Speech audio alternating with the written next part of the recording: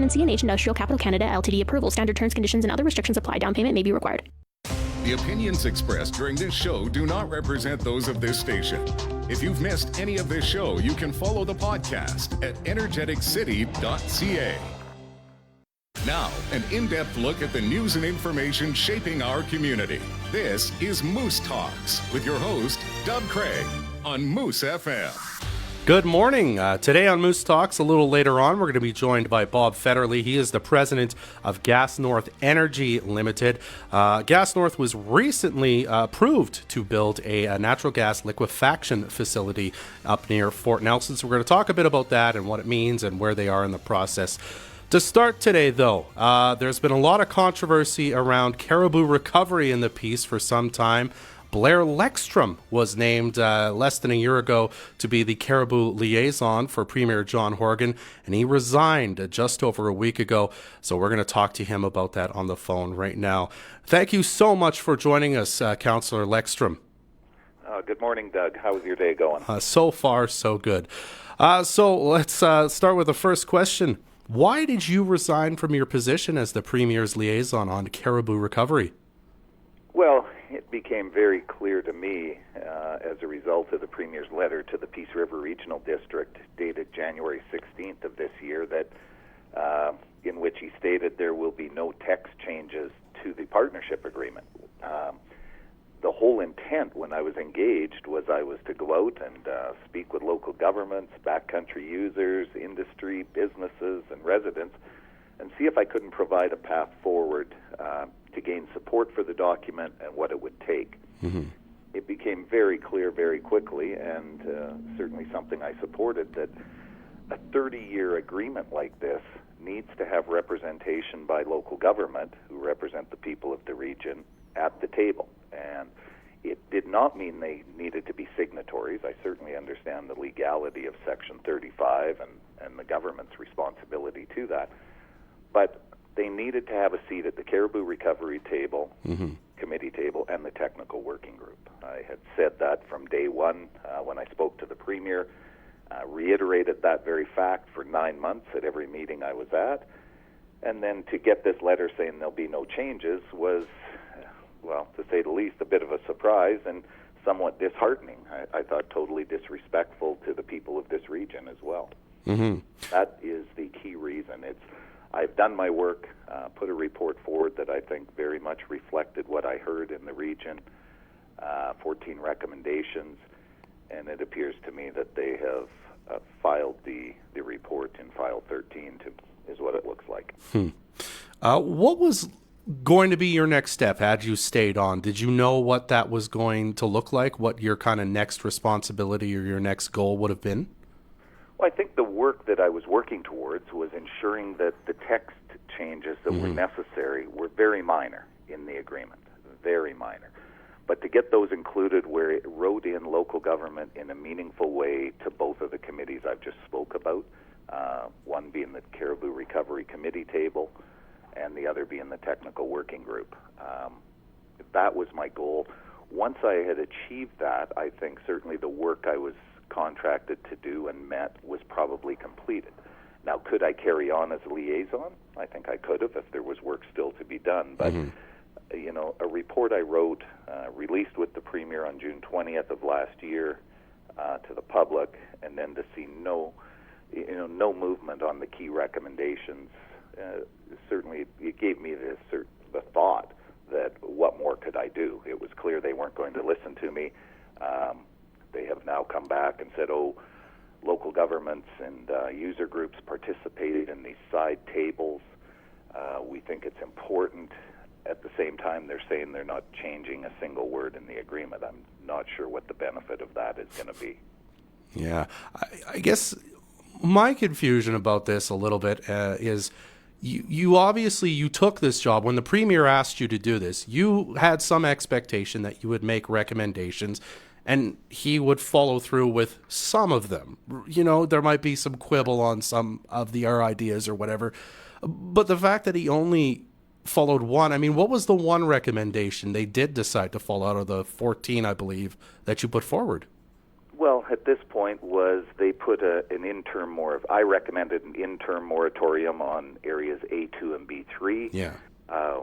They came out with a 2-year moratorium. So, I'm not going to quibble over is that temporary or interim or is it 2 years. I'm okay with that because the intent was to try and find a solution to this issue quickly. Having not reflected or even spoken about the need for any of the other recommendations, it's a concern without question. I asked to do a job. I didn't, jump out for political reasons. That's about the last thing the NDP will see up here is a seat in the peace country. I think that's fair to say. But to go through this, I'm not sure where the Premier's mind is at. Had they said to me 9 months ago, Blair, go out and try and find a solution to this, but we're not changing a single word in the document, I could have quite easily told them, look, I'm not your guy. I don't see that as a solution. Instead, I went to work for a number of months, wrote a report, included 14 recommendations, and certainly not with the expectation they would act on every single one of them. I think that's acceptable to most people when they put something forward. But to not act on virtually any of them, that's a whole other story. Absolutely. What are some of the recommendations, the other ones that have been ignored so far? What were they? Well, I could go through them. There's 14. I mean, certainly a clause that states it's not the intention of the agreement to impact negatively the industry, which operates in our region. I think that could have been in the very beginning of the document to give some ease to the people. Ensure the enhanced and fair representation at both the Caribou Recovery Committee table and the Technical Working Group. Ensure that the central Caribou motor vehicle closure plan that they talk about developing in the agreement is actually included in the agreement. So if somebody picks this document up and says, oh, what's that mean? They can have an understanding of it. Similar, there is an Indigenous Guardian program that will be included in this. People are okay with that. What they said is, look, can you define that and put it in the agreement? These are just small things that would work well for everybody, but for whatever reason, I can't speak for government. They've decided not to act on them. Of course, the other ones were continue the maternal penning program. It seems to be having some benefit. Continue, whether people agree or not, with the wolf cult. That seems to be the biggest impact on allowing our caribou to recover. But the list is lengthy. I would, if I had to focus on a recommendation, certainly recommendation 7, which is broke down in about 8 different ways, would be the key one. But unfortunately, they've determined that in this case, government knows best for us, when in fact they don't. Now, this, again, my confusion on this is even from a political standpoint. I mean, this seems like people want a seat at the table. Why wouldn't the government just agree to do that, even if just to make themselves look good? Like, yeah, we'd love to hear, what your concerns are and whatnot. I mean, what do you think, in your opinion, is going through the Premier's mind that he just keeps kind of dropping the ball on this even simple idea that maybe some of the towns and municipalities that are going to be impacted by these things, that maybe they should have a seat at the table? Well, I guess my view is that they've tied this so close to reconciliation, of which this document is about caribou recovery, not reconciliation. I think whether you're First Nations or non-First Nations, the most positive thing I heard in my discussions was everybody supported the issue of caribou recovery and ensuring our habitat is looked after.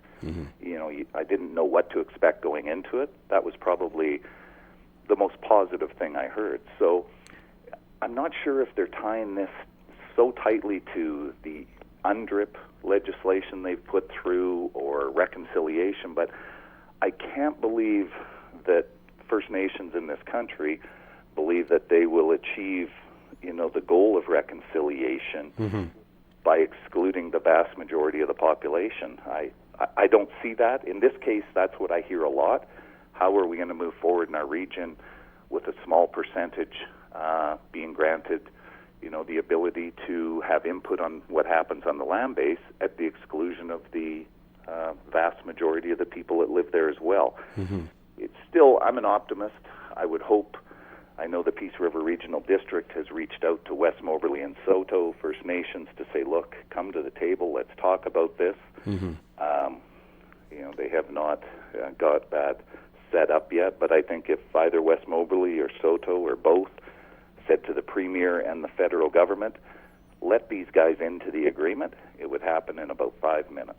Well, there you go.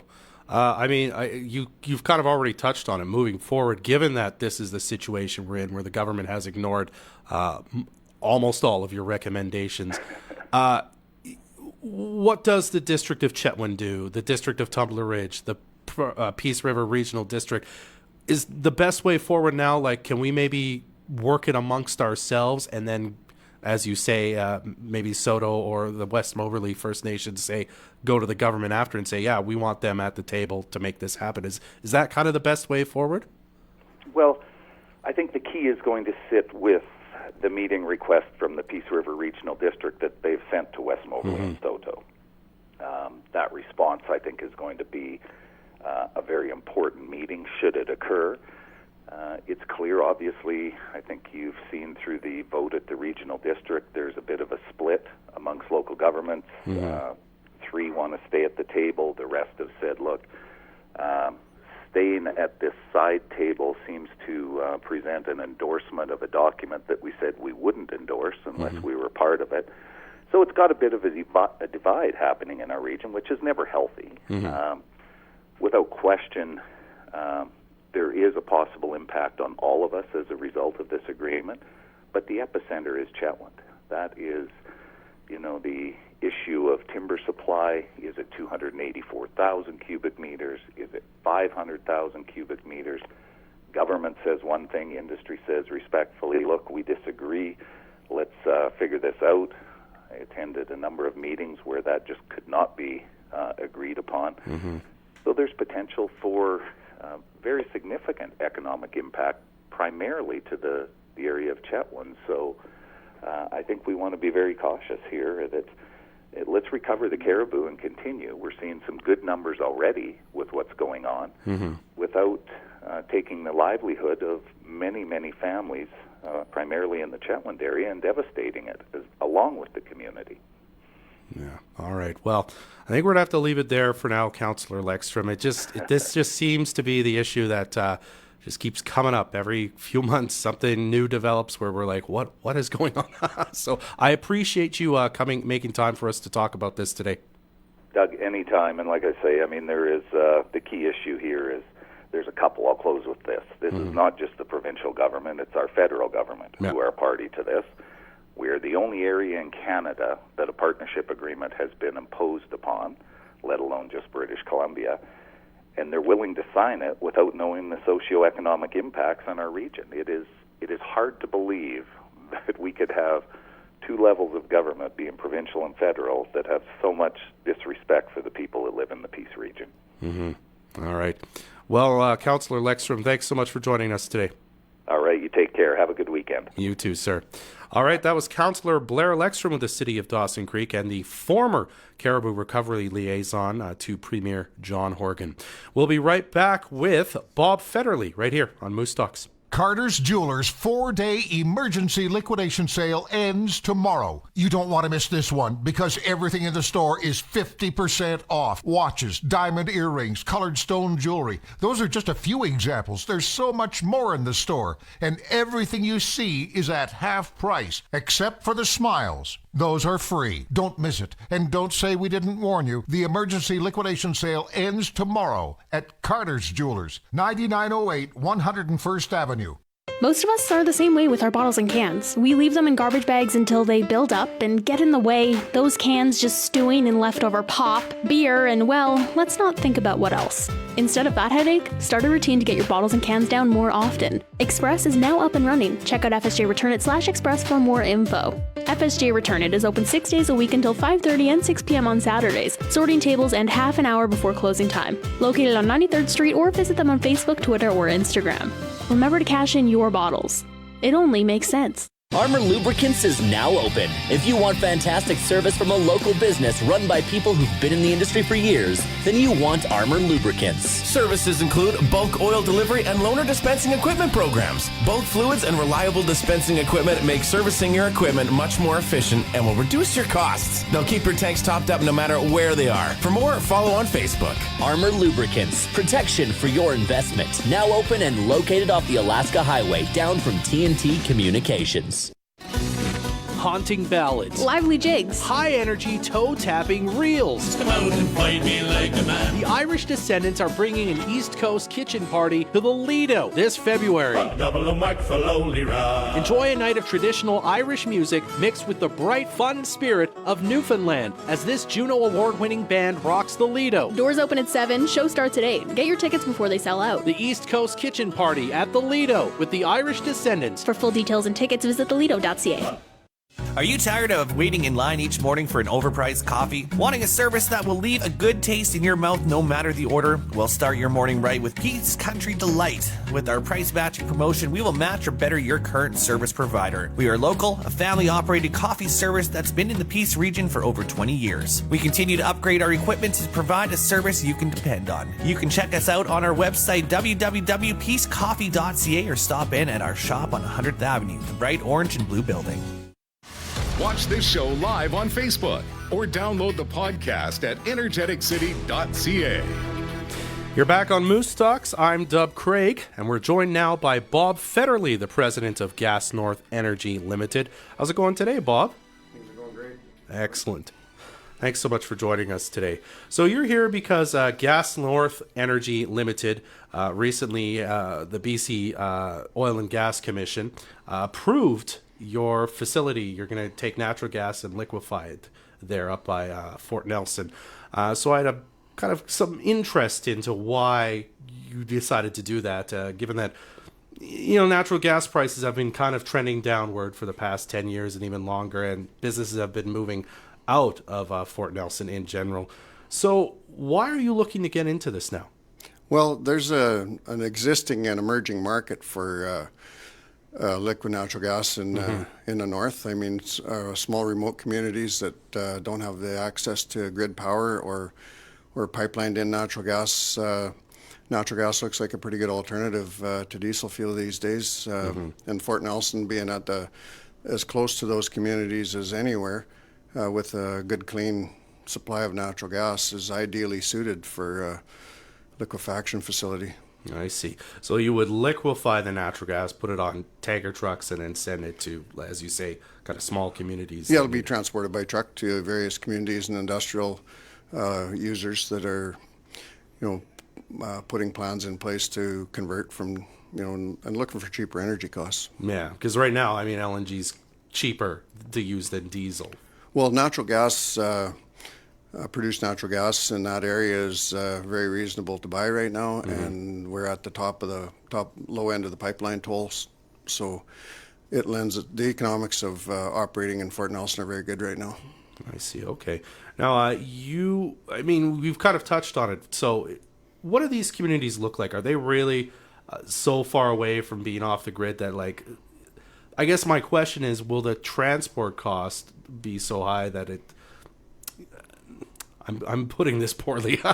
The transport cost to get the LNG to these communities must be fairly high. Some of them can be thousands of kilometers away from a power grid, correct? Well, you can compare it to diesel fuel. I mean, we're 1,100 kilometers closer than diesel fuel in most cases. Wow, for the bulk of the diesel fuel that's being used. No kidding. So that would right away should save a lot of money for these customers. Yes. Okay. Yeah, it's more than obvious. I mean, and it's from an overall carbon footprint, there's a substantial saving. Yeah, because environmentally, LNG has a less footprint itself, correct? Yeah, it's lowest tax fuel that we have available right now as far as carbon-based fuels go.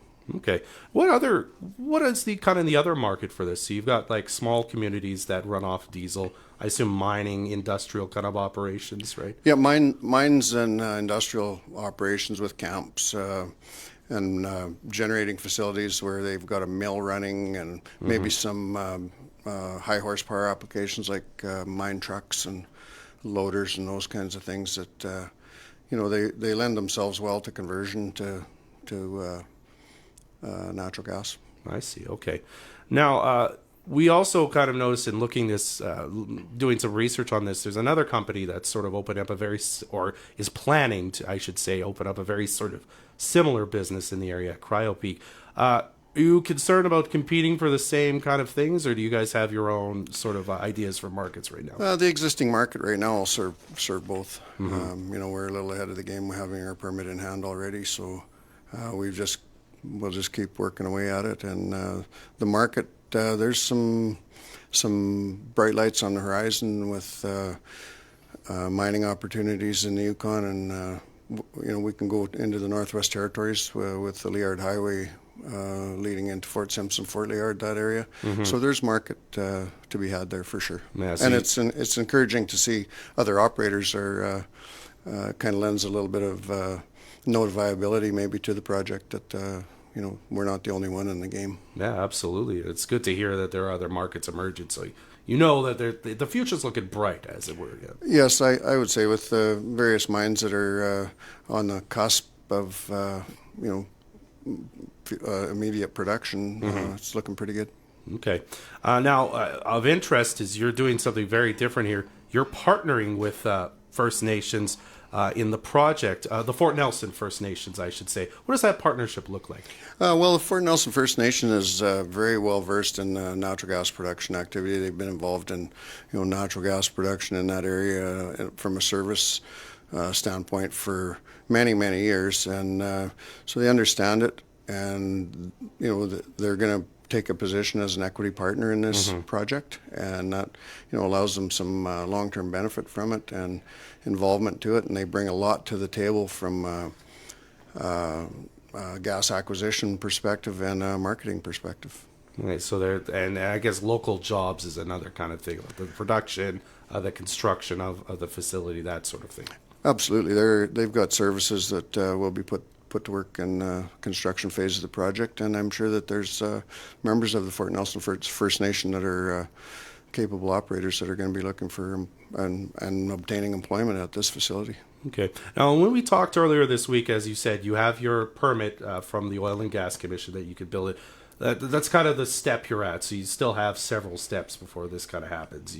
Where are you kind of in the process? Well, we just obtained a permit a week ago, essentially. So we're at engineering, procurement, construction design, or facility design, finalizing the process we're going to use. There's several processes out there. So we've got fiscal analysis of those things going on, which is a lot of it's been done as we've been working through the permit process, but now we have to sit down and really drive the nails on where we're going with capital expenditure and operating expenditure, and weighing those as we select vendors for various parts of the facility. And how big is the facility going to be? We're going to use about 5 million cubic feet a day feed gas, and we're going to produce about 50,000 gallons per day of liquid methane. Nice. And some other trace volumes of like CO2. Okay, I see. All right. I had a final question, and I'm blanking on it now. Oh, I guess how far away is this facility? Would you say? Would you hazard? Are we years away still from? No, we're close to that. Like the availability of equipment from the vendors. There's various components involved that are that'll be the holdup. We'll be waiting for that equipment when we finalize pick vendors. They have to source the components they need, and some of that stuff, there's only certain vendors that build that equipment, so it takes a while to get it. So we're a year out when we write a PO, 46 weeks out from when we issue a PO. So optimistically, we're looking at 2021, second quarter 21. Awesome. That kind of thing. Okay, wonderful. Well, I haven't lived in the Peace that long, but I know that this is good news to hear that something like this is happening in Fort Nelson. So it's very good to hear that this is happening, and I'm glad you were able to come by and talk to us a bit about it today. Well, it's a great local project, and people we've relied on in the past on great big companies coming from elsewhere to do these things, but we kind of sat down and decided it would, Cliff Wright, my partner in Fort Nelson, that we could, there's no reason that we can't get at something this size. Wonderful. Bob, I really appreciate you coming by to talk to us about this today. Well, thanks for having us in. You're very welcome. All right, that was Bob Fedderly, the president of GasNorth Energy Ltd. We'll be right back on Moose Talks to wrap things up. Adrenaline junkies, get ready. Monster Madness! The biggest, baddest monster trucks on the planet Are coming to Dawson Creek Saturday, February 1st for one mind-blowing show. Big party from 6 to 7 p.m. 6 trucks, including Monster Madness Champion. Rockstar! Plus, feel the power of a jet car. Tickets on sale now at TigerBoxOfficePlus.ca. By phone at 1-877-339-8499 or in person at the Tiger Box Office Plus location at the Encana Event Center. Backcountry is once again proud to host the City of Fort St. John's High on Ice Ice Fishing Derby, Sunday, February 16th from 8 a.m. to 3 p.m. at Charlie Lake. This is sure to be a great family day weekend event with over $1,500 in prizes to be won. Look for the Backcountry banners near the Rotary Park at the south end of Charlie Lake for the final weigh-in station. But before you go, make sure you head to Backcountry for all your rods, reels, tackle, bait, augers, ice huts, and licenses. And get practiced up for the Derby. Backcountry, where they help you enjoy the great outdoors.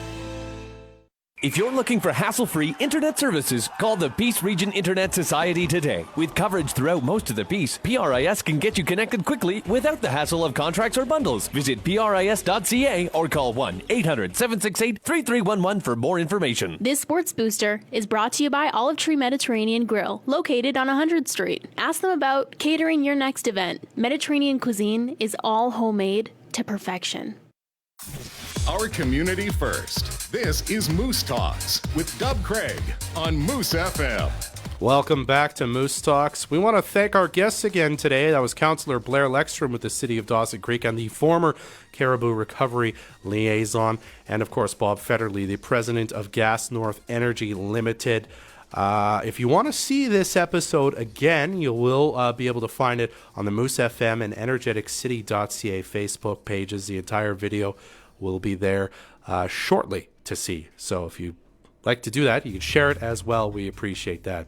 Our thanks to our studio producer, Serena Deschner, today. They're pressing all the buttons and making sure the cameras moved and all that. Our executive producer of Moose Talks is Adam Rayburn, and it was produced by Tracy Teves. I'm Dub Craig. Keep being awesome.